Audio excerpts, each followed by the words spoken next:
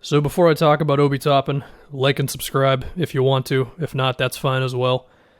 The number one thing with Obi is his finishing around the basket. He is 6'9", with a 6'11" wingspan. I can't find an exact measurement on his vertical, but it's very high. I think that's safe to say. He is going to be a constant threat for alley-oops. He's going to be a constant threat in the pick and roll. I think he can finish through guys. He can finish over guys. I think he has a lot of potential for putbacks, offensive rebounds, and just dunks out of nowhere. Highlight plays, and he gets pretty creative, whether it's windmills or big tomahawks. Now, it's not simply just allowing other guys to make plays for him, but it is a thing. I mean, I feel like if he is playing with a point guard or just a set of guards who know what they're doing in the pick and roll and all that, and you're not going to switch, then Obi is just going to kill you on rolls all the time.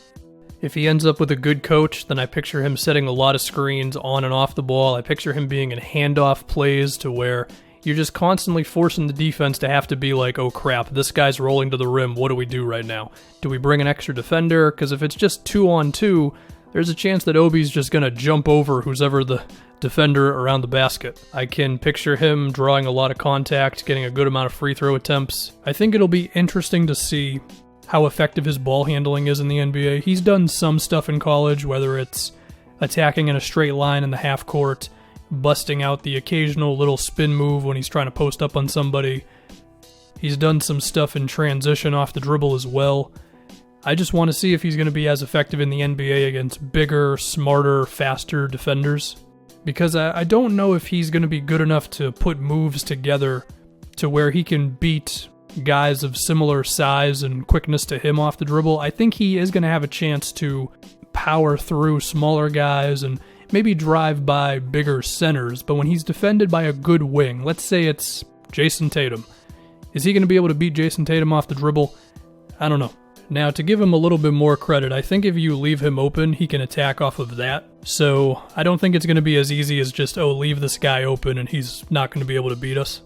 As far as his post-up skills, there's something there. He does have some spin moves. There's been times where he's been able to bust out a Pascal Siakam-esque move, or he's got a few hook shots. I haven't seen many turnaround jumpers in what I've seen from him, but there's something there. So I think it goes back to the idea of if you want to take away those rolls from him, then you're going to switch. And if you do switch, I think he's got the handle, and I think he's got enough of a post game right now, even if it's not super textbook, to where he's always going to have something to score.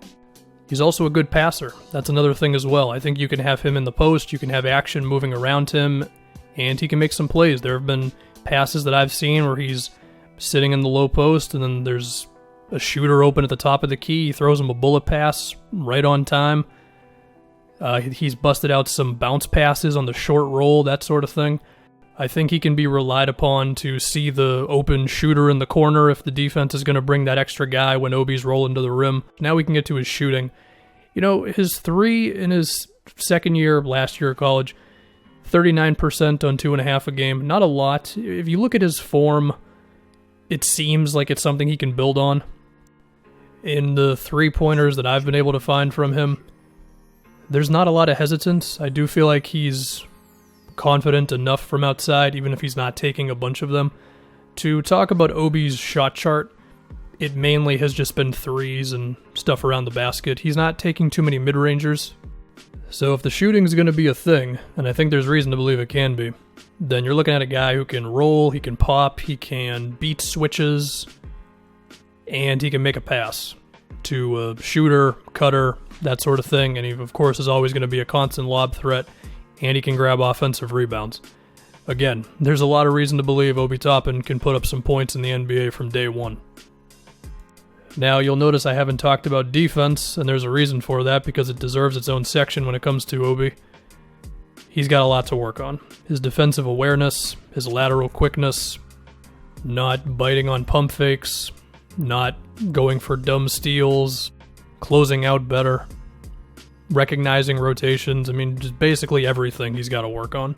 The one thing you can say is that he could be a shot blocker just because of his verticality and all that, but I mean, we've seen guys who can give you a couple blocks a game, but you watch the rest of the game and they're getting beat all the time. So we don't want Obi to be that.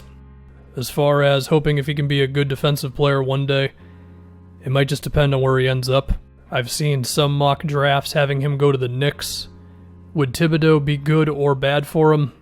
I guess it depends on how you feel about Thibodeau. The fear with him in New York, though, is that it'd be another guy who really likes to score around the rim, and you already got Julius and Robinson and RJ Barrett there. But if you think he's the best guy, if the Knicks are going to be selecting a number 8, then I guess you pick him and you move wherever you got to move. Although, again, I hope wherever Obi ends up that he's got at least one point guard who really draws attention from a defense, because I think that is what's going to amplify Obi's game. I don't think he's going to go in the top 3. Would Chicago take Obi? I mean, they already got Wendell and Markkanen.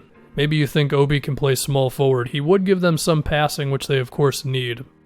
And of course, Markkanen is willing to take a bunch of three-pointers, so maybe it would actually work if Obi was the small forward for the Bulls. Would Cleveland take Obi at number 5 and Kevin Love spaces out? I don't think Drummond is essential.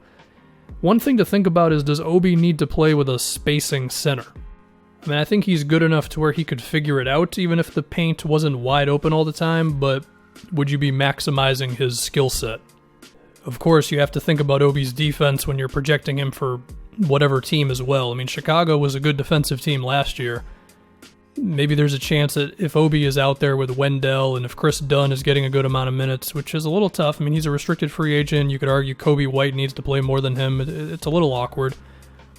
But maybe the Bulls have the personnel to make it work with Obi as he hopefully develops defensively. Don't know if you can say the same thing about Cleveland. I mean, Colin Sexton and Darius Garland with Obi Toppin, that could be kind of frightening. Drummond is okay defensively. Maybe. Kevin Love is not. Atlanta at number 6. Again, you'd have to picture Obi as a small forward here. Him and Trae Young together, I don't know about that one. I mean, I think Capella's good. Collins has made progress defensively. But you might be asking too much by having Trae and Obi out there. The Pistons at number 7. Would Blake and Christian Wood, if the Pistons are going to keep Christian Wood, get in Obi's way? I don't know, because they can both shoot, but you're also talking about 3 guys who are pretty balanced offensively. You know, all 3 of them can dribble, all 3 of them can shoot, all 3 of them can attack a switch or whatever, so there might be enough versatility between all 3 of them to where you could make it work. Although my gut tells me the Pistons would rather get some shot creation on the perimeter, with respect to Derrick Rose, of course. The Wizards at number 9, I mean, they were already the worst defensive team in the league or whatever they were last season, and if you throw Obi into that, you might be setting yourselves up for disaster. But offensively, there's reason to believe he can make it work. Would he be potentially pushing Rui out of the way? Yes, that might be a reason not to do it. But at the same time, my guy Thomas Bryant, as I keep saying, coming along as a shooter. So, you know what, if the Wizards just want to go all offense, draft Obi Toppin. Why not? Be the best offense in the league and the worst defense. The Suns at number 10. You could argue Phoenix does have a need for a power forward. You could also say that there are lineups where it's Booker, Rubio, Ayton, Bridges, Oubre, and some variations of that have done very well. You could also say that Phoenix doesn't need another guy who's got to work on his defense when Ayton is already there. Even if Ayton has made progress, we'll give him that credit. And then you're getting to San Antonio at number 11, and I don't know what the Spurs. I mean, I like a lot of their young guys. DeJounte. Derek White is my early pick for most improved player. I'm going to establish that one right now. Apologies to OG Anunoby and whoever else. But until the Spurs decide what they want to do with DeRozan and Aldridge, I don't really know what to do with them.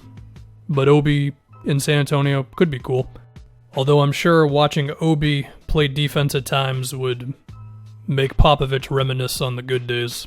So the perfect team for Obi Toppin, I gotta be honest, I can't see the perfect one. I think every single team here, you're kind of like, well, maybe, but that's the breaks. That's who he is as a player. So wherever you project him to be, you have to take into account he's got to get better on defense. But at the same time, again, reason to believe he can put up a good amount of points. So yeah, once again, like and subscribe if you want to, and that's it.